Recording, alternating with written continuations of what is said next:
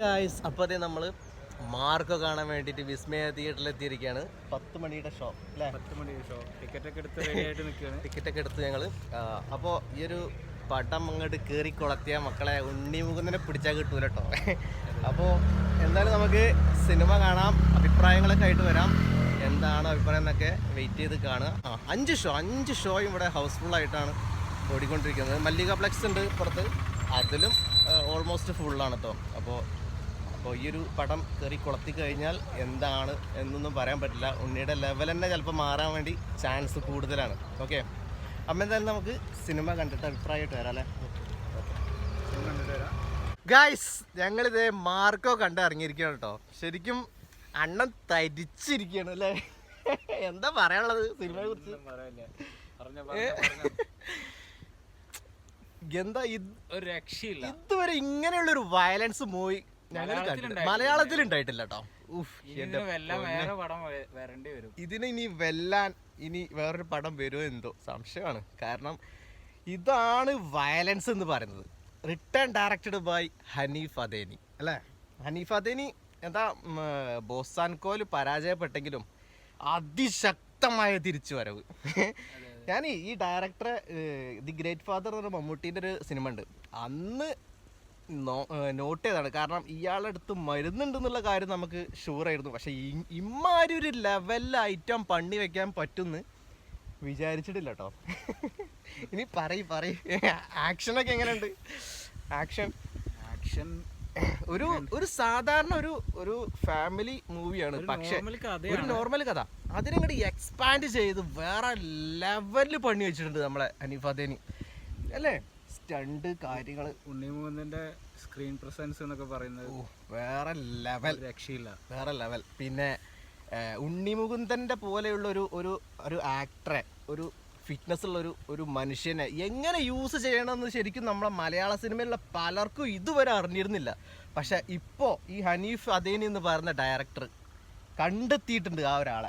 ശരിക്കും ആ ഒരു സിനിമ എത്തേണ്ട കൈകളിലാണ് എത്തിയിട്ടുള്ളത്. നമ്മൾ ഉണ്ണിമുകുന്ദനെ പെർഫെക്റ്റാണ് ഉണ്ണിമുകുന്ദനെ വെച്ചിട്ട് ഈ ഒരു സിനിമ എന്ന് പറയുന്നത് അല്ലേ? അതെ. പിന്നെ പാട്ടുകൾക്കൊന്നും അത്ര വലിയ പ്രാധാന്യം ഇല്ല എന്നുണ്ടെങ്കിലും സിനിമ ഉണ്ടല്ലോ നമ്മളിങ്ങനെ കണ്ടിരിക്കും.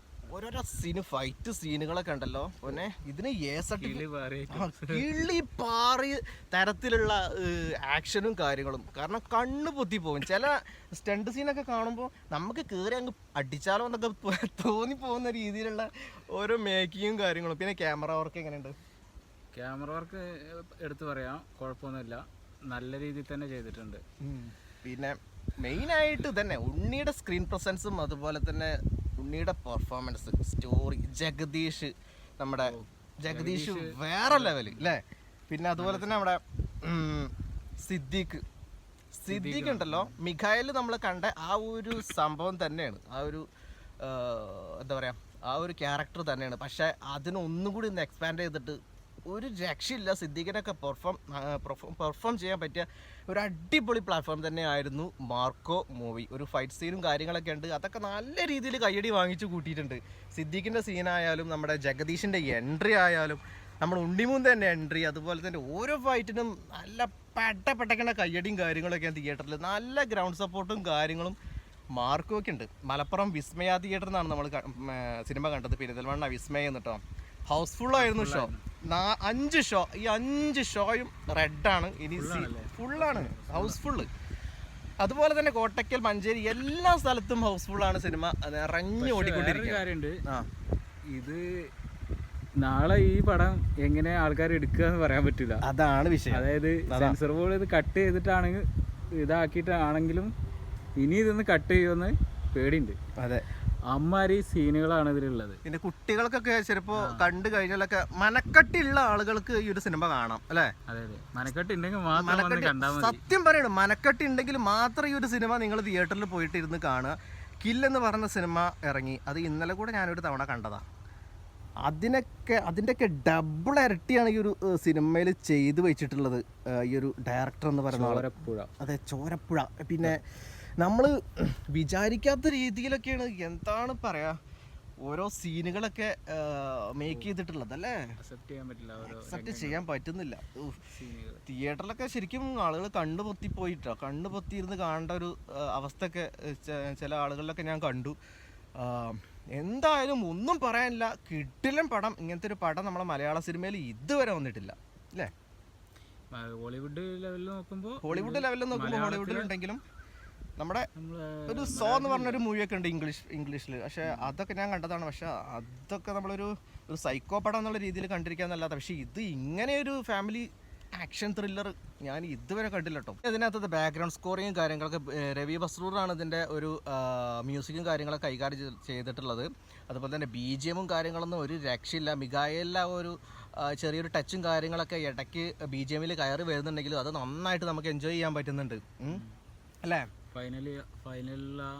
അതെ, ഫൈനൽ സ്റ്റണ്ടിലൊക്കെ വരുന്ന BGMും കാര്യങ്ങളൊക്കെ അടിപൊളിയായിരുന്നു. പിന്നെ സിനിമ തുടങ്ങുന്ന സമയത്തൊരു പാട്ടുണ്ട്, ആ പാട്ടിലൊക്കെ നല്ല രീതിയിൽ നമ്മളെ കോരിത്തെരിപ്പിക്കുന്ന രീതിയിലുള്ള ഒരു ആക്ഷൻ പടം എങ്ങനെ സ്റ്റാർട്ട് ചെയ്യുന്നു എന്നുള്ളൊരു ക്യൂരിയോസിറ്റിയും എക്സൈറ്റ്മെൻറ്റോടും കൂടി നമുക്ക് കണ്ടിരിക്കാൻ പറ്റുന്ന തരത്തിലുള്ള ഒരു സോങ്ങും അതുപോലെ തന്നെ സംഭവങ്ങളൊക്കെയാണ് ഫസ്റ്റ് സ്റ്റാർട്ടിങ്ങിലേ കൊടുത്തിട്ടുള്ളത്. പിന്നെ ആരും സിനിമ കഴിഞ്ഞെന്ന് കരുതിയിട്ട് ഇറങ്ങി പോരാൻ കണ്ട ചെറുതായിട്ടൊരു സീനും കാര്യങ്ങളൊക്കെ സിനിമ ഹനീഫാദീൻ ഡയറക്ടർ ബൈ ഹനീഫാദീൻ എഴുതി കാണിച്ചതിന് ശേഷം കുറച്ച് സംഭവങ്ങളൊക്കെ വരാനുണ്ട്. അപ്പോൾ അതൊക്കെ കണ്ടതിന് ശേഷം നിങ്ങൾ തിയേറ്ററിൽ നിന്ന് ഇറങ്ങി പോരാ. പിന്നെ ഈ സിനിമയിൽ വേറൊരു പ്രശ്നം എന്താണെന്ന് വെച്ച് കഴിഞ്ഞാൽ ഇതിനെ വിമർശിക്കുന്ന ആൾക്കാർ ഇഷ്ടം പോലെ ഉണ്ടാവും. വരും ദിവസങ്ങളിൽ നല്ല നെഗറ്റീവ് ഉണ്ടാവും. നെഗറ്റീവ് എന്ന് പറഞ്ഞു കഴിഞ്ഞാൽ അത് എങ്ങനെയാണ് ഈ പടം അങ്ങനെയാണ് എടുത്തിട്ടുള്ളത്. പക്ഷെ നമുക്ക് പോലും നമ്മൾ തിയേറ്ററിൽ ഇരുന്ന് കാണുന്ന സമയത്ത് ചില കാര്യങ്ങൾ നമുക്ക് പോലും സിനിമ തിയേറ്ററിൽ ഇരുന്ന് കാണുന്ന സമയത്ത് നമ്മൾ അപ്പം കൈയടിച്ച് പോവുമെങ്കിലും പക്ഷെ നമ്മൾ ചിന്തിക്കുമ്പോൾ ഇത്രയൊക്കെ ഒരു വയലൻസ് ഇതൊക്കെ നമ്മൾ ആക്സെപ്റ്റ് ചെയ്യുമോ, എങ്ങനെയാണ് സെൻസർ ബോർഡ് ഇതൊക്കെ അംഗീകരിച്ച് സർട്ടിഫിക്കറ്റ് പോലും എങ്ങനെയാണ് ഇതിന് കൊടുത്തത്? കാരണം സർട്ടിഫിക്കറ്റ് ഇതുപോലുള്ള സീനൊക്കെ ശരിക്കും കട്ട് ചെയ്ത് ഒഴിവാക്കേണ്ടതാണ് ഈ ഒരു സെൻസർ ബോർഡ്. പക്ഷെ അതൊന്നും ചെയ്യാതെ ഇത് എന്ത് സീനൊക്കെയാണ് ഇതിന് കട്ട് ചെയ്തു എന്നൊക്കെ പറയുന്നുണ്ട്. പക്ഷെ അത് എന്തൊക്കെയാണ് കട്ട് ചെയ്തതെന്ന് നമുക്കറിയില്ല. പക്ഷെ പറയാൻ പറ്റില്ല, ഇനി വരും ദിവസങ്ങളിൽ ചിലപ്പോൾ അതെ കട്ട് ചെയ്തേക്കാം വിവാദമായി കഴിഞ്ഞാൽ ചിലപ്പോൾ കട്ട് ചെയ്തേക്കാം. അമ്മാതിരിയുള്ള സീനുകളും കുട്ടികളെ വെച്ചിട്ടുള്ള കുറച്ച് സീനുകളൊക്കെ അതൊക്കെ ഒഴിവാക്കായിരുന്നു അല്ലേ. കുട്ടികളെ വെച്ചുള്ള സീനൊന്നും പറയാനില്ല, അതൊക്കെ ശരിക്കും ഒഴിവാക്കി വിടേണ്ടതായിരുന്നു എനിക്ക് തോന്നിപ്പോയി. കാരണം അത്രയ്ക്കും ബ്രൂട്ടലായിട്ടാണ് കൊല്ലുന്നത് കുട്ടികളെയും അതുപോലെ തന്നെ ആളുകളൊക്കെ. പക്ഷേ നിങ്ങൾ സിനിമ കാണാൻ താല്പര്യം ഉണ്ടെന്നുണ്ടെങ്കിൽ ഒന്ന് തയ്യാറെടുത്തിട്ട് പോയിട്ട് കാണുക. ഇത് ഫാമിലിനൊക്കെ കാണിക്കുന്നുണ്ട് എന്നുണ്ടെങ്കിൽ നിങ്ങൾ ജസ്റ്റ് ഒന്ന് പോയി സിനിമ കണ്ടതിന് ശേഷം ചെന്ന് കാണിക്കുക അല്ലേ, അതായിരിക്കും നല്ലത്. ഒരു ഫാമിലിയിൽ നടക്കുന്ന കുറച്ച് സംഭവങ്ങളാണ്. അതെ, എന്നുണ്ടെങ്കിലും ഫാമിലി ആയിട്ട് പോയി കാണുമ്പോൾ ഇങ്ങനത്തെ കാര്യങ്ങളൊക്കെ ഒന്ന് ശ്രദ്ധിക്കുക. നല്ലൊരു മലയാള സിനിമയിൽ ഇങ്ങനത്തെ ഒരു ഐറ്റം വന്നതിൽ നമുക്ക് ചെറുതായിട്ടൊന്ന് അഭിമാനിക്കുകയും ചെയ്യാം. അതുപോലെ തന്നെ ഇങ്ങനത്തെ സീനുകളും കാര്യങ്ങളൊക്കെ ജസ്റ്റ് ഒന്ന് കൺട്രോൾ ചെയ്തിരുന്നെങ്കിൽ എന്ന് തോന്നിപ്പോവുകയും ചെയ്തു. അങ്ങനെയാണ്, ഓക്കെയാണ്. നിങ്ങൾക്ക് ടിക്കറ്റ് എടുത്താൽ കാണാനുള്ള എല്ലാ മുതലും ഈ ഒരു സിനിമയ്ക്കകത്തുണ്ട് അല്ലേ. പടം മുതലാവും മക്കളെ.